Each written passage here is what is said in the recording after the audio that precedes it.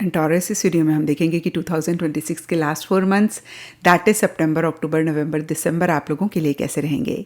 और अगर आप 2026 के फर्स्ट 4 मंथ्स या नेक्स्ट 4 मंथ्स के बारे में जानना चाहते हैं, दोनों ही वीडियोस के लिंक आपको नीचे डिस्क्रिप्शन बॉक्स में मिल जाएंगे। तो चलिए जी इन 4 मंथ्स को देखते हैं। तो इन 4 मंथ्स की स्टार्टिंग बहुत ग्रेट नहीं होती हुई दिख रही है।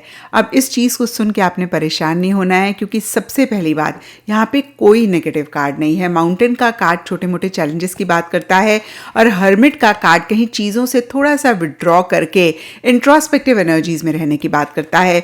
और दूसरी बात, the beauty of tarot is कि टैरो में हम ये नहीं देखते हैं कि ये होगा ही होगा।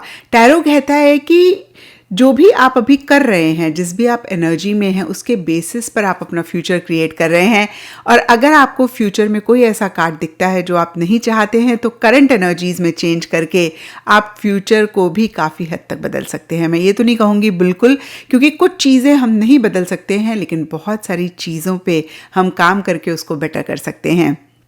तो यहाँ पर डरने के बजाय आपने इसी चीज़ पे फोकस करना है, क्योंकि फिर से मैं कहूँगी कि नेगेटिव कार्ड नहीं है, बट येस माउंटेन का कार्ड चैलेंजेस की बात करता है। मतलब जो भी आप करना चाह रहे हैं, आपका गोल है, मकसद है, अचीव करना चाह रहे हैं, विश है, डिज़ायर है, उसको मैनिफेस्ट करना चाह रहे हैं, उसको मैनिफेस्ट करना, उस गोल को अचीव करना इतना आसान इन 4 मंथ्स की स्टार्टिंग में नहीं रहता हुआ दिख रहा है।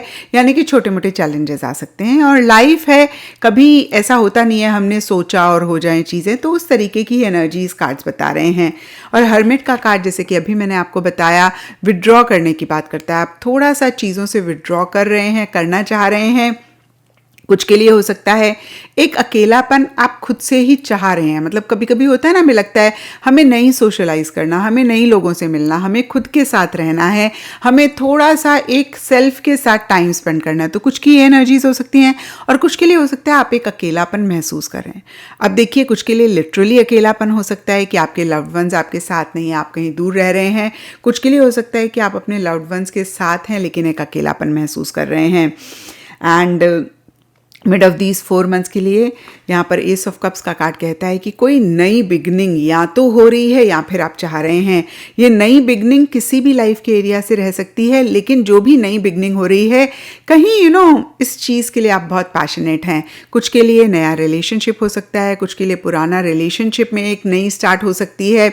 जैसे होता है ना, एग्जाम्पल के तौर पे बता रही हूँ, आप किसी को डेट कर रहे हैं और फिर चीज़ें कमिटमेंट लेवल पे जाती हैं, या आप कमिटेड रिलेशनशिप में हैं तो शादी के डायरेक्शन में जाती हैं। तो इस तरीके की एनर्जीज रह सकती हैं जहाँ पे एक फ्रेश स्टार्ट हो रही है। ये मैंने आपको पर्सनल फ्रंट के लिए बोला, कुछ के लिए प्रोफेशनल फ्रंट के लिए हो सकता है कि आपके वर्क फ्रंट पे कोई नया प्रोजेक्ट आप कर रहे हैं, नई टीम है या नई जॉब है। अगेन मैं सिर्फ और सिर्फ आपको एग्जांपल्स दे रही हूँ। कोई भी नई चीज़ इस टाइम पीरियड पे शुरू हो सकती है या फिर आप शुरू करना चाह सकते हैं। और जो भी ये नई चीज़ है वो is something that you really love or it is something that you are very passionate about। And नीचे फिश का कार्ड कहता है इसी से ही रिलेटेड एक अबंडेंट एनर्जीज हैं। अगर मनी से रिलेटेड अगर हम देखें तो हो सकता है ज़्यादा कैश फ्लो है, मनी आपके पास ज़्यादा आ रहा है और फाइनेंसेस से रिलेटेड नई बिगनिंग हो रही है। एंड अगर आप मैरिजेबल एज के हैं, अपने लिए पार्टनर देख रहे हैं, तो हो सकता है इस टाइम पे आपके लिए प्रपोजल ज़्यादा आए। मतलब फिश का कार्ड मनी की बात करता है, मनी मतलब एक से ज़्यादा, और अबंडेंट एनर्जीज़ की बात करता है। तो कहीं इस टाइम पीरियड पे गोइंग विद द फ्लो वाली भी एनर्जीज़ रह सकती हैं और आप इंजॉय कर रहे हैं। कुछ के लिए कोई सेलिब्रेशन भी हो सकती है, ये छोटी मोटी सेलिब्रेशन हो सकती है, कुछ के लिए बड़ी सेलिब्रेशन हो सकती है। अगेन कोई भी celebration, get together, marriage, again जो चीज़ें मेरे माइंड में आ रही हैं, मैं कह रही हूँ कोई भी चीज़ हो सकती है। इस टाइम पे आप या तो करना चाह रहे हैं, ऑर्गेनाइज कर रहे हैं, या फिर आप के घर में हैं या आपके लव्ड वन के घर में कोई सेलिब्रेशन है, आप उसमें इन्वॉल्व हो रहे हैं। एंड कहीं इसी सेलिब्रेशन से रिलेटेड या फिर अदरवाइज भी नाइट ऑफ पेंटिकल्स रिवर्स का कार्ड कहता है कि आप थोड़ा सा पॉज ले सकते हैं और पॉज लेके बहुत अच्छे से चीज़ों को समझना चाह रहे हैं आगे बढ़ने से पहले। अब रीज़न सबके लिए डिफर करेगा। डीपर लेवल के लिए स्नेक का कार्ड कहता है या तो पीछे आपके साथ कोई चीटिंग हुई, कोई धोखा हुआ और वो आपके मन में, आपके जहन में बहुत ज़्यादा है और आप थोड़ा सा डर रहे हैं, आप कॉशियस हो रहे हैं, आपको ऐसे लग रहा है नहीं, कदम फूंक फूंक के चलना है। पीछे जो आपका बैड एक्सपीरियंस था चीटिंग का या किसी ने धोखा दिया, उसका बैड एक्सपीरियंस था, तो आप उस बैड एक्सपीरियंस से लर्निंग लेके आप अगेन मैं कहूँगी बहुत समझ के, बहुत कॉशियस होके आगे बढ़ना चाह रहे हैं। इनफैक्ट आप आगे ही नहीं बढ़ रहे हैं, आप खड़े हुए हैं, आपने पॉज लिया हुआ है और कहीं इस टाइम पीरियड पे हो सकता है अच्छी अपॉर्चुनिटी आ रही है, लेकिन क्योंकि आप बहुत सेफ होके आगे बढ़ना चाह रहे हैं, हो सकता है आप अपॉर्चुनिटी को मिस करें और इसलिए आपको लगे कि भाई मेरे साथ धोखा हो रहा है।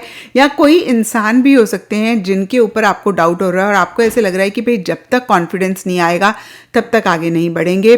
तो कुछ एक चीटिंग वाली, धोखे वाली एनर्जीज इस टाइम पे रह सकती हैं और जहाँ तक मुझे लगता है टॉरस कि आप अवेयर हैं क्योंकि आपने पॉज लिया हुआ है और आप समझ के आगे बढ़ना चाह रहे हैं, which is a very good thing. मतलब इस टाइम पीरियड में मैं आपको बोलूँगी कि आप बहुत सोच समझ के चीज़ों को करें। जिस भी इंसान पे डाउट है आप उनके साथ डीलिंग ना करें, जिस सिचुएशन पे आपको डाउट है उस सिचुएशन में आप खुद को ना इन्वॉल्व करें। तो जो आपने थोड़ा पॉज लिया हुआ है, आपने बिल्कुल सही पॉज लिया हुआ है। थोड़े से स्टबन भी हो सकते हैं, थोड़े से ज़िद्दी भी आप हो सकते हैं। तो देखिए stubborn is a negative energy, but कभी कभी जब हम बहुत श्योर होते हैं या बहुत फिक्सेटेड होते हैं चीज़ों को लेकर तो वो ठीक भी होता है। तो आपकी सिचुएशन है, आपको ज़्यादा पता है, लेकिन अगर आपको लगे कि आप ज़िद्दी हो रहे हैं, आप स्टबन हो रहे हैं, आप बहुत रिजिड हो रहे हैं, तो इस चीज़ को ज़रूर चेक करके करेक्ट करें क्योंकि ये भी एनर्जीज रह सकती हैं। बट अगर आपको लगे कि आपने पॉज लिया है because you want to be sure, क्योंकि आप कॉशियस होकर आगे बढ़ना चाहते हैं, तो बिल्कुल ठीक करें क्योंकि नीचे स्नेक का कार्ड इसी चीज़ के लिए आपको इंडिकेशन भी देता है।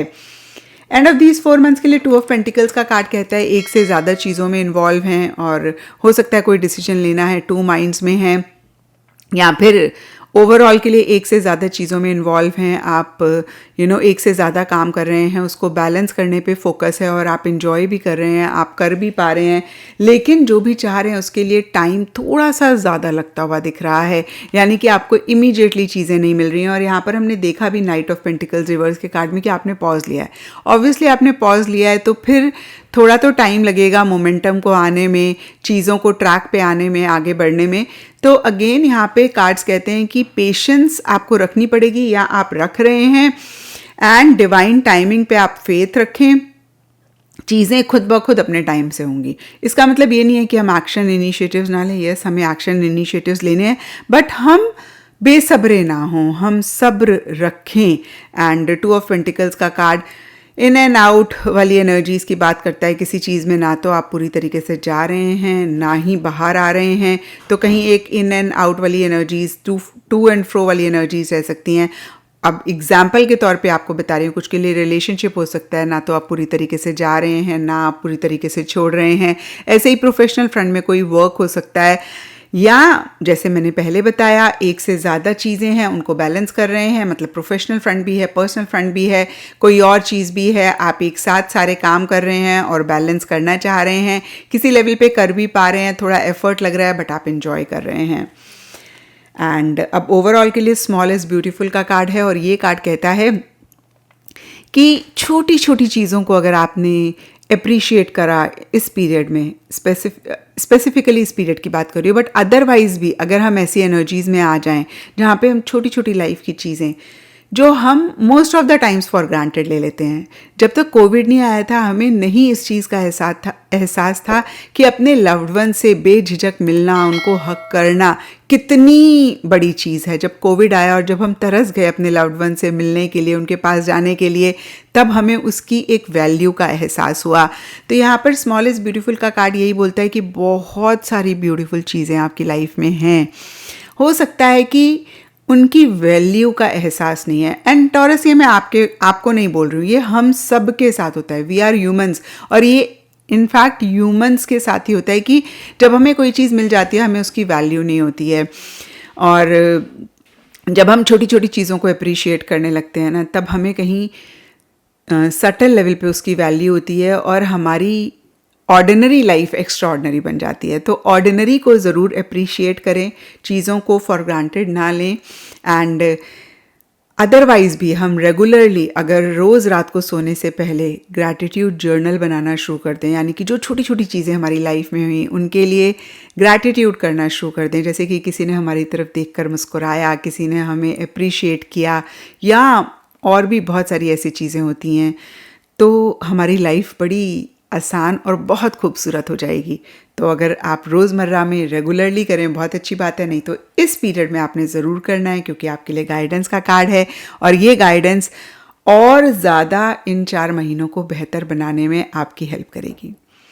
तो ये था टॉरस आप लोगों के लिए 2026 के लास्ट 4 मंथ्स, दैट इज सितंबर, अक्टूबर, नवंबर, दिसंबर की रीडिंग।